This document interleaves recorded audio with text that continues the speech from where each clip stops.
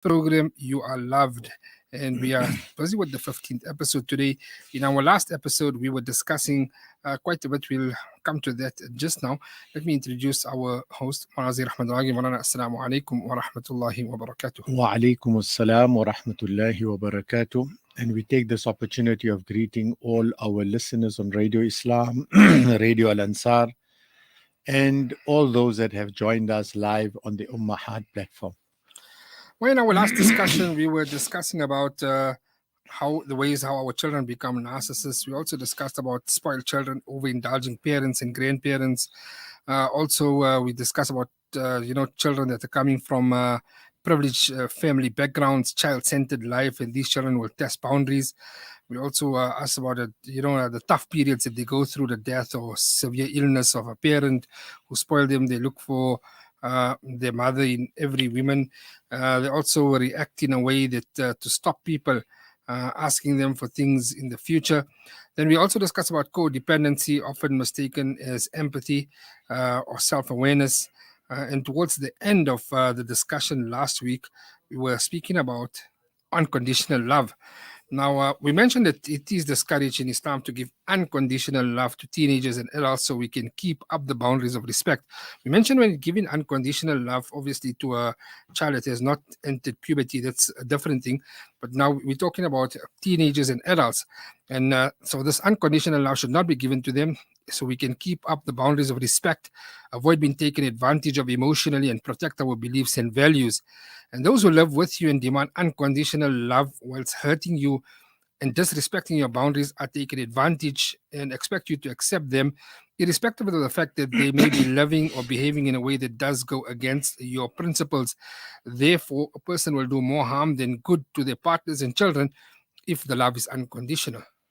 Yes, Maulana. Bismillahir Rahmanir Rahim. Jazakumullahu khair wa ahsan al jaza for that introduction and bringing us to the discussion where we had stopped last week. Now, we're talking about this tolerance of unconditional love, and this tolerance can encourage children to continue sinning and turn into entitled narcissists, or codependents who will also love problematic people unconditionally.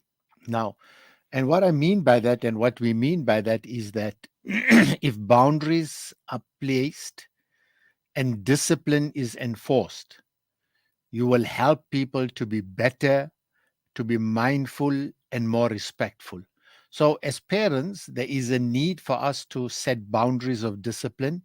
And if we do not set boundaries of discipline, it can result in your children growing up to have this entitled narcissist approach and trait. And boundaries are important, they have to be placed, and discipline has to be enforced. And if you do so, you actually develop your children, you help people to become better, you help people to be mindful of what is right, what is wrong, and it encourages respect. Instead of working on themselves to be better role models for their children, we find many parents, or rather some parents, find it easier to continue demanding that their children meet unrealistic goals that are not in alignment with the nature during their teenage and young adult years. Now, this is something also which goes a little bit opposite of not establishing boundaries and discipline.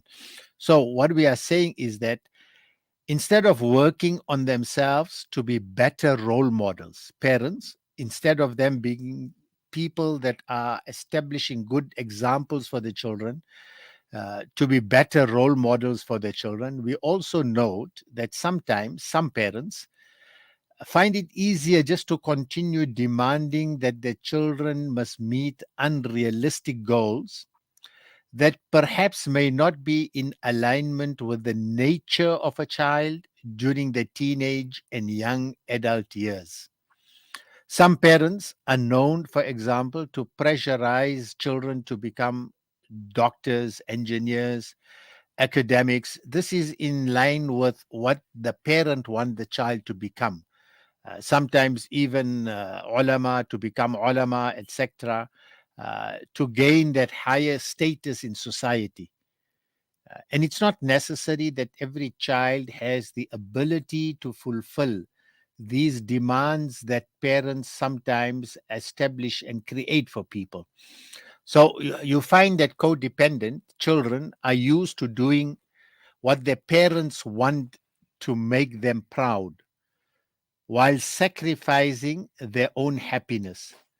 Sometimes, on the other hand, some parents may pressurize the children to become a hafid or an alim and push them to go to certain madrasas, certain darul ulum, certain hifz classes where they don't enjoy going because, and we've come up from all those experiences because sometimes they are taught the Quran in a harsh way in which teachers may discipline them if they don't memorize verses properly. And we fortunate that today we have the laws that prevent this type of hitting and all of that. But there are occasions where in certain institutions, certain classes, certain people, due to their own temperaments, would be very harsh in teaching the Quran Kareem, and even harsh in making children read and learn and memorize the Quran Kareem. And this also can be sometimes, not always, sometimes be a result of that may be that children don't want to be in that environment, but they are forced to be in that environment. And this also has a lasting negative impact on the development of these children. And this happens because who the teachers are. It's not because of the Quran itself. It's not because of the institution. It's because of the who the teacher is that teaches the child. Therefore, as just general advice to asatiza who teach Islam and who teach advice to ustads that they should teach Islam, teach the Quran with love, with compassion, so that those who are in your care will love you and more importantly, love deen and the study of deen.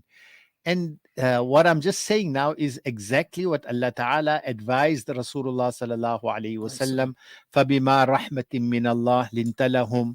So, as ustads and asatiza that teach Quran, that teach deen, it is necessary that you teach the Quran and deen with love, with compassion. And if you do so, you would find that your children, your students would love you. They would love going to the study of the Quran. They would love deen. We also need to ensure that together with making arrangements to memorize the Quran or study any other professions, it is necessary that we teach and educate our children the understanding of the Quran so we are able to follow the message of the Quran Kareem. We do note that many a times that we do teach our children the Quran, they memorize the Quran, alhamdulillah, in a beautiful way, and many know the Quran very well. But together with that, there should never be a void in the understanding of the Quran Kareem, because the understanding of the Quran Kareem develops that heart that is able to be soft, that heart that is able to be understanding, that heart that is able to be compassionate. And we learn this from many ulama and scholars who say that one of the reasons of hardness of the heart is the lack of understanding of the Quran Kareem. So we should, whilst making arrangements for the memorization of the Quran Kareem or the study uh, of any professions, it may be whatever it is, secular professions, doctors, lawyers, whatever it is, Quran, Hafid, there should be some time allocated for the study of the Quran, the understanding of the Quran, because we are able to then follow the message of the Quran. And if we don't have the correct understanding of the Quran, unfortunately, it results in the hardness of the heart. If parents don't make enough effort to raise and teach their children properly about morals and Islam, then they will be accountable for that with Allah Ta'ala. So we as parents, if we don't make the correct effort in teaching our children the understanding of our deen, the understanding of our Quran, and we don't make an effort of teaching them proper morals and Islam, then we will be accountable for that with Allah Ta'ala. Especially, especially if their teenagers become lost, if the teenager becomes confused and then struggles to follow the right path. And all this results in the way we parent our children. Remember, the current discussion that we are having is relating to narcissistic parenting, and also how do children become narcissists if they are not developed or if they don't enjoy a good, sound, stable home. In Islam, we do know, and uh, we all know about that, that parents must be respected, parents must be obeyed and treated well, especially when they have made all the needed efforts to raise their children in the best way. And this is a given. However, if parents ask their children to do something that's considered to be haram, then they are not obliged to obey and comply with the request of their parents. For example, and this is all to do with how we bring up our children in order to save them from the disorders that we see today, especially relating to the topic of our discussion.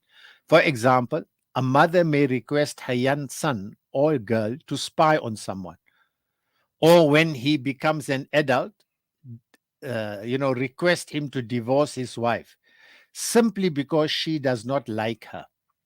If he refuses to do so, then he would be in the right.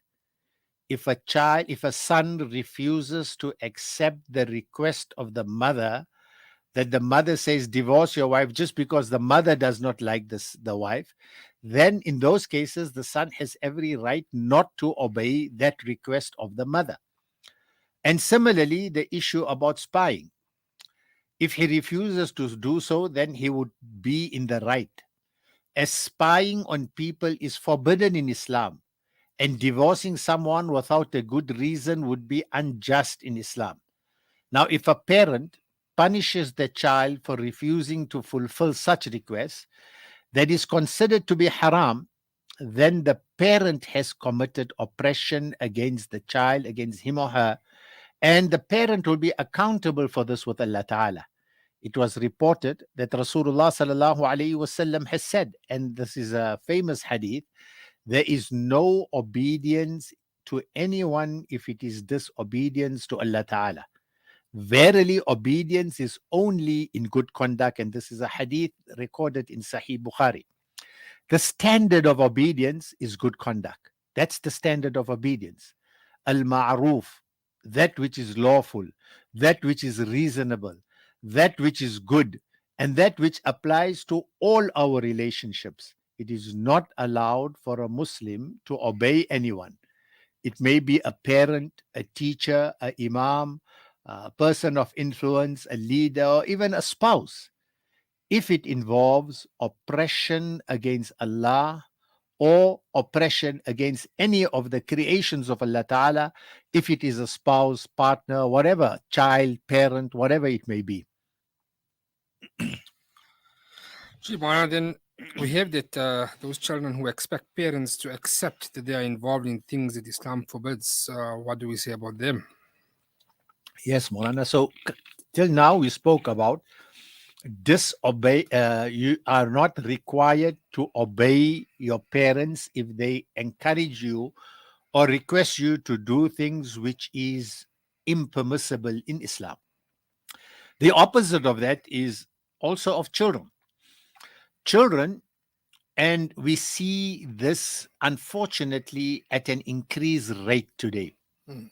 where children expect parents to accept that they are involved in things which Islam forbids? And this is a very important question that you have brought up, Morana, and it needs us to have a full understanding of this. We also hear and see about this regularly in our times, where people who reluctantly approach their religious parents with controversial issues, such as daughters admitting they have boyfriends, or sons informing parents that, unfortunately, and we see this, that they are gay, uh, and expecting them to accept it and be happy for them. This is an important topic that we need to discuss, that these are unnatural tendencies, haram tendencies, and many a times you will find that certain children uh, expect that the parents must expect them to have these tendencies which are un-Islamic. So if their parents don't accept it and turn their children away, then such parents are considered by their children and the secular society that we live in to be cruel and conditional in their love, making them parents abnormal. I had an example of a parents coming to me and talking about their child expecting the parent to accept that he has these unnatural tendencies. And this is another challenge that many parents face today. So if their parents don't accept it, and if their parents turn such children away, then such parents are considered by their children who have these unnatural tendencies, and sometimes even the society that we live in, that such parents are regarded to be cruel and conditional in their love, making parents to feel that they are abnormal. However, just as Allah Ta'ala has forbidden us to obey parents who request us to commit sinful actions, just as Allah Ta'ala has forbidden us to obey our parents who request us to commit acts which are inappropriate, acts which are sinful, expecting parents to accept what they know is displeasing to Allah and using the card of unconditional love as the reason is equally wrong in Islam. So, expecting, just as Allah has forbidden us to obey parents who request us to commit wrong acts, expecting to accept what they know, what parents know as being displeasing to Allah, and expecting those parents to accept those unnatural traits in children, and using the card of unconditional love as the reason is equally wrong in Islam. Allah Ta'ala makes mention in the Quran Kareem, يا أيها الذين آمنوا لا تلهكوا أموالكم ولا أولادكم عن ذكر الله. O believers, do not let your wealth nor your children divert you from the remembrance of Allah Ta'ala. لا تلهكوا أموالكم ولا أولادكم عن ذكر الله ومن يفعل ذلك فأولئك هم الخاسرون. So those who are the true losers are those who would allow this to happen. Now, this ayah warns us as Muslims, as believers, to not let our children distract us from our religious duties or allow our children to persuade us to either forget about Allah or accept that what Allah Ta'ala dislikes, especially when it comes to major sins. So when parents accept their children's major sins because they've lost hope in them, or out of this card of unconditional love, or because of some worldly benefit, it causes confusion and the further spreading and normalizing of sins. For example, we've seen practicing Muslim parents sometimes turn a blind eye to their son's sins of substance abuse, or turn a blind eye to their children's showing of abnormal sexual inclinations. They see the abnormal sexual inclinations in the children and they turn a blind eye towards that. These are all issues that we as parents should be aware of, and we should play the correct role as parents. Many Muslims may compare their strict parents with others who are more lenient or who overlook sins and feel depressed when they believe that they are not accepted and loved for who they truly are. This is another challenge that many times parents have, and even children. You will have two separate types of parenting. The one type of parenting is where they show a blind eye, they accept these abnormal activities. And on the other hand, you will find those parents that do not accept that. And children that grow up in that home may compare their own parents with parents who accept this. And this also causes confusion and it results in the spread of many evil. They will sometimes make their parents feel like the parents are extremists and very guilty for not being there for them because they are struggling or refusing to accept what goes against their own beliefs and principles. For many parents, it's considered to be a great emotional, psychological, and even spiritual trial to have to choose between pleasing children they love so much and pleasing Allah Ta'ala. And it can cause depression if they lose their children in the process. Mm. It is important to remember that everyone is entitled to create their own boundaries and to accept or not accept certain things, even if it is our parents within whom we are meant to find love and safety. Some parents, with time, will accept and find excuses for their children's major sins. This should be, we should be very careful that we should never do this. It's important that everyone, we understand that everyone is entitled to create their own boundaries and to accept or not accept certain things, even if it's our parents with whom we are meant to find love and safety. But at the same time, some parents, with time, may begin to accept and even find excuses for their children's major sins just for the sake of resuming relationships with them, especially if they only have one child. Whereas others who are more religious may choose not to out of their loyalty and respect to Allah Ta'ala, which is the correct approach, which can result in them initiating, sometimes it results in that, in the cutting of relationship ties, as opposed to their children cutting ties. Now, these are challenges that parents face in our times, and it is necessary for us to ensure that we develop our children from a very young age with the right approach. We are not absent parents. And most importantly, we do not outsource our parenting responsibilities to someone else. This is also a major problem that we find. Now, this aspect of, not finding the balance and sometimes forced to cut off these ties, this generally happens with parents who have more than three children and only one or two of them are deviant.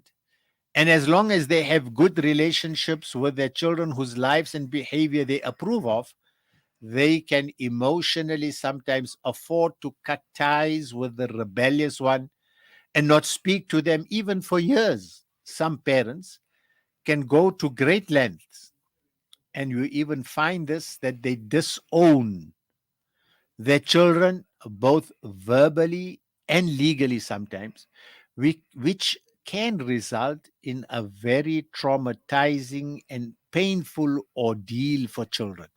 These are the children that result in growing up resenting people around them.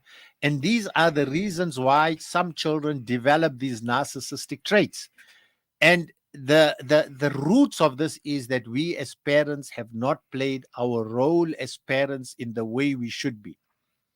Mm. A toxic statement that many narcissistic Muslim mothers use to discipline and control their children is, for example, I don't have a daughter or son anymore. I see someone is putting a note here that I lost my daughter this way.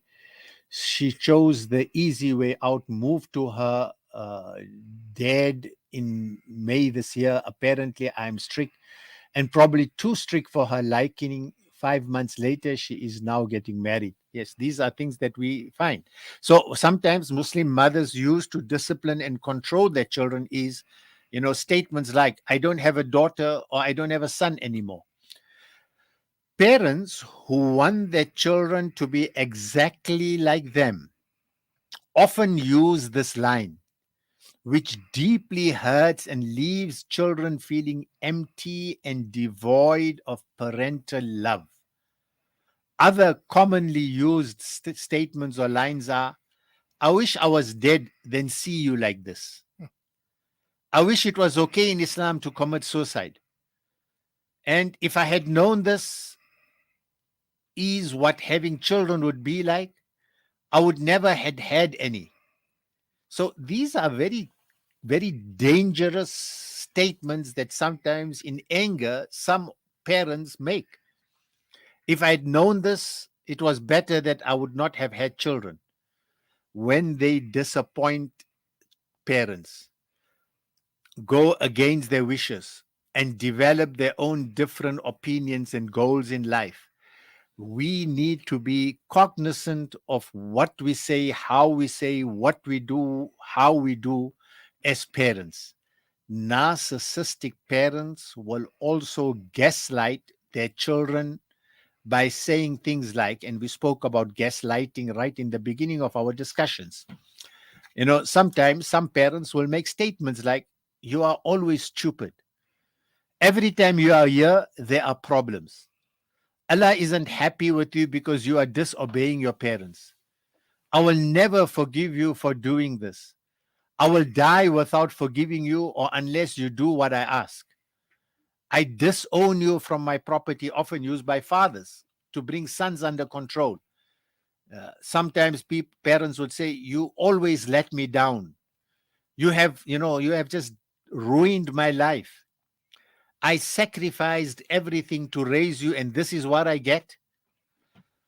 Sometimes some parents will even say, Allah hates me as he gave me a child like you. I carried you for 9 months, and this is how you repay me. These type of statements are extremely dangerous statements, and it causes great negative psychological impact on the development of our children, to make them feel there's something majorly wrong with them and that they are the cause of all the parents' problems. These type of statements can either be expressed in a very normal and passive manner, or sometimes it comes with a dramatic show of tantrums, rages, breakdowns to emphasize how upset the narcissistic parent is. And remember, this is the topic of our discussion, narcissistic parenting. And this type of parenting is extremely traumatic for children. It's extremely traumatic for teenagers and adults to hear, and to hear these types of hurtful words can remain in the memories for many years. Many codependents, when asked about their childhood, can mainly recall only the physical or the verbal abuse they went through. When you talk to some children or some adults who have become codependents as a result of the type of parenting, and when you speak to them, you will find and ask about their childhood, many of them mainly recall only the physical or the verbal abuse they went through. And those who manage to recover, those adults who manage to recover from this type of parenting, heal, and forgive their parents, are sometimes able to joke about being slapped with a champal, or they sometimes laugh at it, while those who did not and who have not healed still go through depression when they get flashbacks of those memories. Gee, man, the question that has come about, I think this is to do with the first part when we were discussing. Assalamu alaikum, Malana. What about a Malana who wanted his son to do an alim course? The son did it initially, but then didn't want to continue. He got himself expelled because he wanted to complete school. The father then refused to pay for his school fees and told him to get a job to pay for his own studies. Yes, this is exactly what we are speaking of. This is exactly what we spoke of, that we should remember that it is not necessary that every child must become an alim. It's not necessary that every child must become a hafizul Quran. There are other professions, and we should not limit the choices of our children just for the sake of our own egos. It's not necessary that every child must become an alim. Yes, what's important is every child must grow up with the correct morals, with the correct practice of Islam. And this is what's important. Another one has come about, "Ma, what do you do with rude, arrogant children? They hurt you and they say ugly things. So is it not better to cut off ties with the children for the parents' peace of mind?"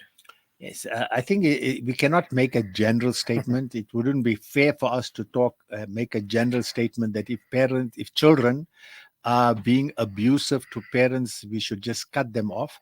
We should actually go into the root. How was our parenting approach when we were in the position of developing the mindset of the child? Is it because in our own home that was the language of abuse, which results in that child developing that type of approach and characteristics? Another one coming up, my son, Alhamdulillah, is Islamically inclined. However, he's always looking for money. And if I don't, he tells me I wasn't a good mother. How do I react to this? I was a single mother and now married to someone who doesn't take much care of my son. My son is a married man after all. Yeah, it also, again, it all comes back to the way we were parenting our children. Was it that we developed good morals? And perhaps here, I mean, I think I've heard correct, Ma. It's a broken home. Gee, Yeah. So a lot has results in the way that child grew up, and the lineage that the leanings of that child towards the mother or the father, and using that carrot, dangling the carrot, is to see with whose side the child will be. And perhaps one of the parents were using material benefit to bring the child to its benefit. And sometimes these are issues that results in these types of habits developing in children. That gee. material benefit is what I will gain the benefit from. Let's do last one. If respected Maharagi can comprehend and explain the following, how men can divorce their wives, thereby shirk the responsibilities of being full-time fathers to their children and opt to being part-time fathers. And the court says if they could not be good husbands, rather let them be a good father now. This does not make sense. Come again? I didn't get that much. It's a bit. They say that after men divorce their wives, Mm, they take the responsibilities of being a full-time father away from the children and now they become like part-time fathers. mm. But when you go to the court says, okay, they want a good husband, but let him be a good father. They say this doesn't make sense. Yeah, I'm also not in line with the approach, but we need to keep in mind that the responsibility of a father remains continuously even after divorce. Hmm. And many a times, and we've spoken about that, and we are going to talk about this aspect of our divorce and absorbing ourselves from the responsibilities that Allah Ta'ala has placed on us. Hmm. Well, let us carry on. We see that codependents, we're coming to codependent mothers now. They are always stressed to the max and are harboring a lot of anger towards their abusive, narcissistic husbands. They may also react in the same way during a breakdown. Yes, Moana.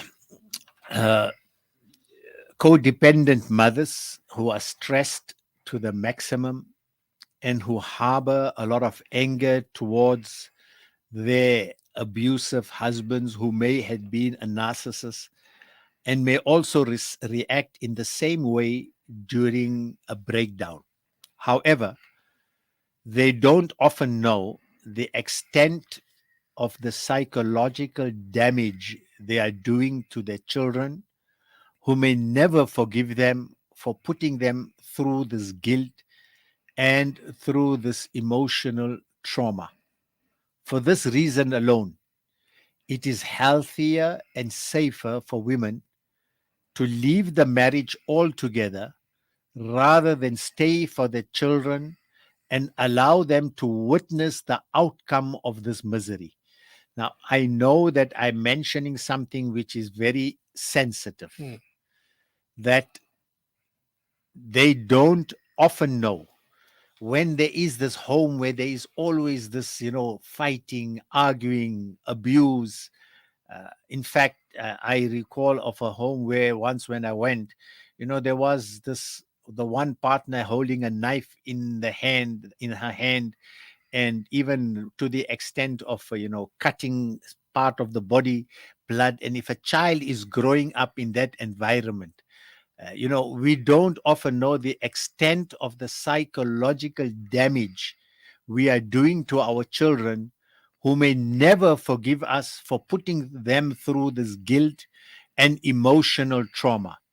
And it is for this reason alone I would advocate that if the objectives of marriage, sakina, giving a home of peace and security, mawadda, rahma, love, compassion, is not achieved, then it's healthier and safer for women to leave the marriage altogether rather than stay just for the sake of children and allow them to witness the outcome of this misery. Narcissistic parents, however, do know the psychological damage they are causing their children, as they've been through it themselves or their own parents who treated them the same way, but they lack the empathy to care. These parents expect children to be as tough as they were and just accept that this is the consequence they will face when they don't behave. This is ultimately what happens when Muslims marry people who haven't healed from their childhood traumas and have children with them. Many people, especially those in our parents and grandparents generations, married people who learned how to normalize and accept the abuse they experienced in childhood or even after marriage. And by doing so, they subconsciously applied it to their children when the children misbehave. Harsh physical, verbal discipline, creating drama, chaos, deliberately displaying problematic and manipulative behavior, such as tantrums and rages, is wrong and forbidden in Islam. I'll mention it again. Harsh physical, verbal discipline, creating drama, deliberately displaying problematic and manipulative behavior, such as throwing up tantrums and just having rages and chaos and arguments in homes, is wrong and forbidden in Islam. And a troubled parent must seek counseling and help to overcome their issues with their own partners and children, so that they can be raised in a healthy environment with correct parental guidance, with love, with security. Yes, harsh physical and verbal discipline, creating dramas and deliberately displaying this, is forbidden in Islam. In Islam, parents are requested to talk calmly with their children, calmly with teenagers, calmly with adult children who have behaved badly or sinned, and advise them kindly. And we see this in the approach of Rasulullah sallallahu Sallallahu alaihi alaihi wasallam. wasallam. Yes, if this does not work, then there are fundamental issues in the parent-child relationship that need to be resolved first. Sometimes children believe that their parents are hypocrites for advising them to do what they themselves don't do, whilst others simply have no respect for their parents for various reasons and don't take parents seriously. Although the calm, kind, patient approach is requested by Allah, it doesn't always work if the correct relationship dynamics and foundations of a parent child relationship is not in place. It only works with children who have empathic parents, or at least one empathic parent who is loving. Morana, I think maybe we have come up with our time. I see that we did not go to the market with our. Uh, Mm. Gee, well, we do have a few comments, but I think we'll take the comments before we start next week. you can say some of the comments, just so that we know how to continue with our discussion next week. The first one coming, excellent topic. However, it's a tightrope walk on both sides. Parents do sometimes misuse their position, do as I say and not as I do. Said about gaslighting. Children do abuse their position. This is modern times. You need to try and keep up, peer pressure, etc. If Mark can give a talk on another day on both sides. Parents sadly do this, especially from single parents who didn't get over their failed marriage. Then she says we must also understand that we cannot mix our guide to good living, the Quran and Nabi Sallallahu excellent and only way. And the final part, she's saying it's not shameful for parents to apologize to children for their major mistakes. It sets a good example for the future also. Mona, there is a question here on my screen. Is there a place where we can read about how the Prophet ﷺ raised his kids? We had a program some time ago when we spoke about the interactions of Rasulullah ﷺ with different classes of societies, how he dealt with his wives, how he dealt with his children. And I think we can get a podcast of that from Radio Islam, inshallah. Also, there's another one. What about a father and his family cutting off relationships with his children because he fell in love with a non-Muslim 7 years older than my daughter? He has now married her. Yes, these are the issues that our society faces, and that's one of the reasons that we are having this program, so that we are informed about these things and we are able to manage and navigate these challenges within our society. I think we'll end there today, Marana. So just one more, the last comment that we have. Assalamu alaikum. Marana, I have a parent who is 86 years old. We look after her, but she's always cursing us. Firstly, it's incorrect to curse. Make sabr, make dua for her. You respond with kindness. Inshallah, that will assist, inshallah. Jazakumullah. Assalamu alaikum wa rahmatullahi wa barakatuh. Wa alaikum assalam wa rahmatullahi wa barakatuh. With that, we come to the end of today's episode. Inshallah, we'll continue again next week, Wednesday. From